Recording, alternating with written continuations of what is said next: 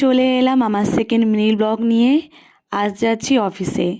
অফিসে যাওয়ার আগে খেয়ে নিলাম ডিম ভাজা পাঁপড় ভাজা দিয়ে ভাত, আর রেডি হয়ে গেছি। তাহলে চলো অফিসে বেরোই।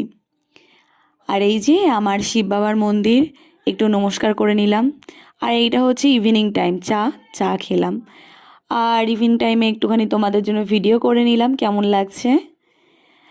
আর চলে এসেছি সোজা বাবার বাড়িতে। চায়ের সাথে মোমো আর মোমোর সাথে এক বাটি স্যুপ নিয়ে বসেছি। দেখতে পাচ্ছ খাবার কি ধুম পড়েছে আমার। বাবা মার বাড়ি থেকে বেরিয়ে নিজের বাড়ি চলে এলাম। আর এখানে দেখো কত সুন্দর লাইটিং করেছে, কারণ সামনেই বড়দিন আর নিউ ইয়ার। লাইটিংটা কেমন লাগছে জানিও কিন্তু।